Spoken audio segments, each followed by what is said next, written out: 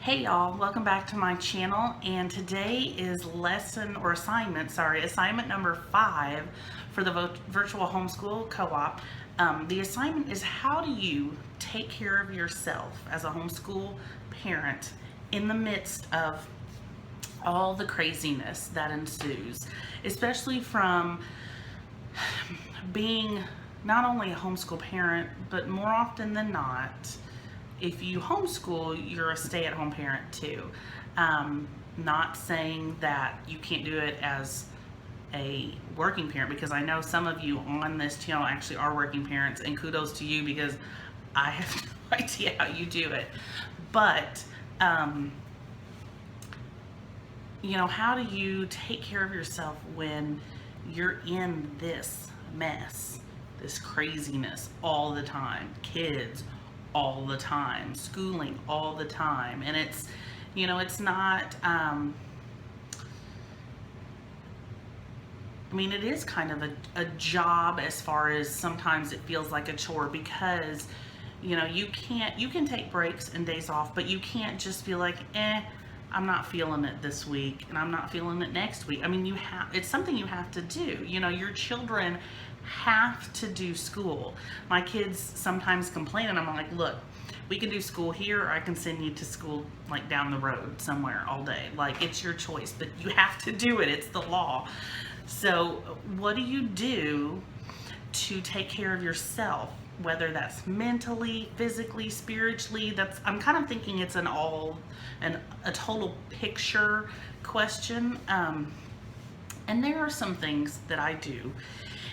And first, to know me, I'm the type of person that doesn't ask for help. I don't ever ask for help. Even when I had my kids, everyone's like, let me know if you need anything. And even if I needed something, I wasn't gonna be the person to reach out, because I'm the one that takes care of everyone else. I like to do the meal trains for people, and babysit on last minute notice. Like, I like being that person. I want to be,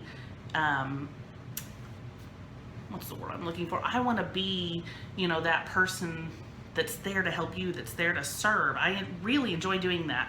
I feel weird having other people help me. I don't want to be an obligation or a bother. And I know they don't see it that way. And I've had some people tell me, like, look how much it blesses you to serve others.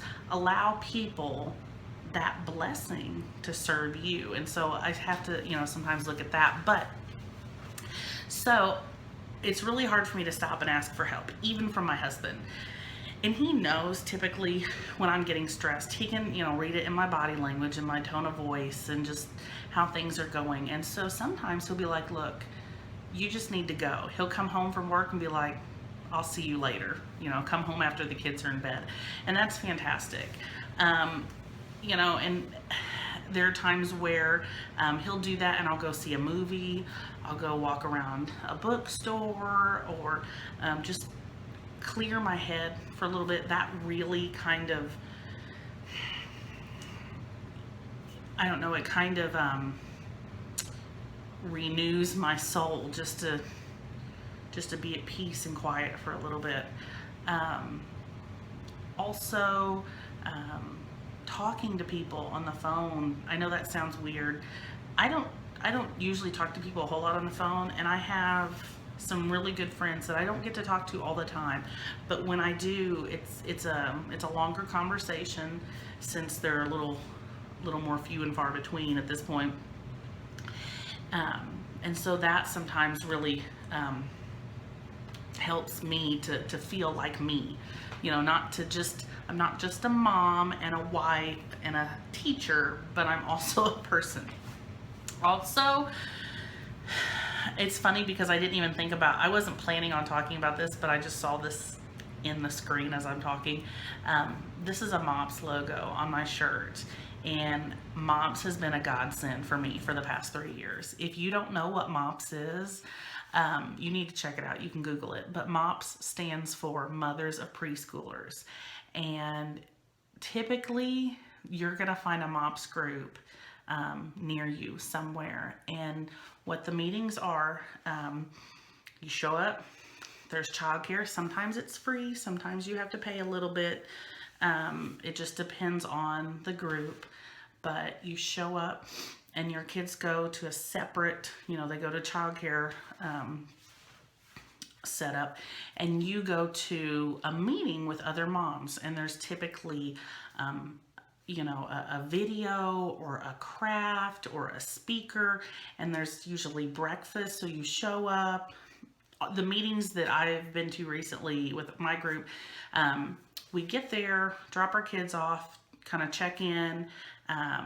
There's an introduction, like a greeting, welcome. There's a devotional, a prayer, breakfast, and then there's usually a speaker or a video or a craft. And then sometimes we have time for discussion around. We're in like small tables. It's a Christian organization, but the whole idea is that their tagline is "Better Moms Make a Better World," and it's twice a month throughout the school year, and this is what has kept me going this year. There have been times where I've not wanted to go. Like, I wake up, getting the kids all ready by myself, sticking them in the van and hauling them 30 minutes down the road. I'm just like, I don't want to do that. But then I get there and I sit through the meeting, and something that happens is just, it speaks to my heart. And I think I am so thankful that I showed up. So it's usually 2 hours also. It's about 2 hours, 2 hours, and it's, usually there's like 2 meetings a month. Sometimes there's just one, like in December when things are crazy, or this month, May, there's just one meeting. It's our last meeting because of graduations and everything going on. But so anyway, MOPS is a big thing. Other than my husband saying, get out of the house and go do something, MOPS has really been the way that I have taken care of myself. And I was very, very blessed this year, because my son is in kindergarten. Now, MOPS usually will just go up to, typically it'll go through age 5. So by the time your child turns 6, that's kind of where the cutoff is for childcare for most MOPS group. But my MOPS group has a separate homeschool room. So if you have older children that are home with you because they homeschool, there's a separate room where they can go, so I can still go. And I'm super sad that we're moving, because I would be back next year in a heartbeat. The group is just fantastic. And getting together with other moms and other women, not even just my age, but just other women in this, either the same area of life or different places, just to talk and laugh and fellowship. That's what really renews my soul. So, if our Sunday school class gets together and does something, that really helps. And it's just, I don't know, I guess because I'm home by myself with the kids all day long, I really miss that adult interaction, especially other women, because I have my husband, he comes home and talks, but we all know that men are completely different from women when it comes to communicating. So it really helps me to have that time of fellowship with other women. And so that's one of the reasons why I like YouTube so much, is that we may not be interacting at the same time, but I feel like with this collab, we're kind of interacting. It's nice to listen to other people, and that it kind of motivates me. I'm trying to think of other things that I do. I like to read. If I can get time to read, I read. That helps to bring my blood pressure down sometimes.